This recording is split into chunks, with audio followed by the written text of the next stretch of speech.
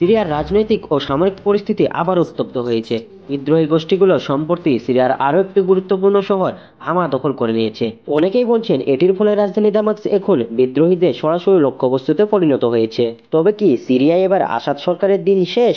আজকের এই বিশেষ প্রতিবেদন থেকে জানুন সিরিয়ার বর্তমান পরিস্থিতি এবং ভবিষ্যতের সম্ভাব্য দৃশ্যপট। সিরিয়া গত এক দশকের বেশি সময় ধরে গৃহযুদ্ধে লিপ্ত।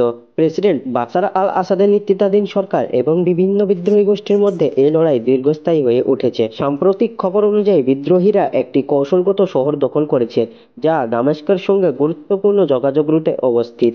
এই ঘটনা সিরিয়ার ভৌগোলিক ও রাজনৈতিক মানচিত্রে একটি বড় পরিবর্তন আনতে পারে। বিদ্রোহী গোষ্ঠীগুলো দীর্ঘদিন ধরে বাশার আল আসাদের সরকারের বিরুদ্ধে লড়াই করে চলেছে। তাদের সাম্প্রতিক সাফল্য স্পষ্টতই একটি শক্তিশালী সামরিক পরিকল্পনার ফল। বিশেষজ্ঞদের মতে বিদ্রোহীরা কৌশলগতভাবে গুরুত্বপূর্ণ শহরগুলো নিয়ন্ত্রণে নিচ্ছে, যা আসাদ সরকারের বাহিনীকে দুর্বল করেছে।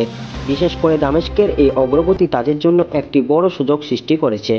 অন্যদিকে আসাদ সরকারও এই পরিস্থিতি মোকাবেলায় কঠোর পদক্ষেপ নিচ্ছে। সরকারের বাহিনী বিদ্রোহীদের প্রতিহত করার জন্য নতুন কৌশল এবং সামরিক শক্তি প্রয়োগের চেষ্টা করছে।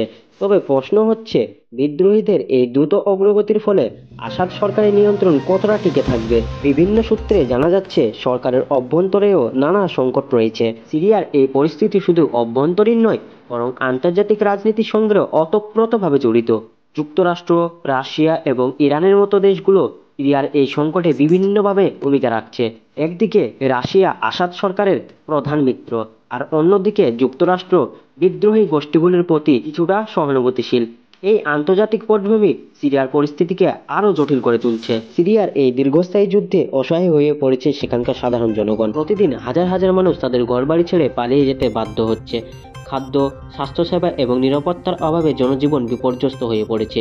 বিশেষ করে যুদ্ধক্ষেত্রের কাছে থাকা এলাকাগুলোতে মানবিক সংকট ভয়াবহ রূপ নিয়েছে। সিরিয়ার এই চলমান সংকট শুধু একটি দেশের ভবিষ্যৎ নয়, বরং আন্তর্জাতিক সম্পর্কের জন্য গুরুত্বপূর্ণ। বিদ্রোহীদের অগ্রগতি এবং আসাদ সরকারের প্রতিরোধের মধ্যে দিয়ে একটি জটিল ও বিপজ্জনক সময় পার করছে সিরিয়া।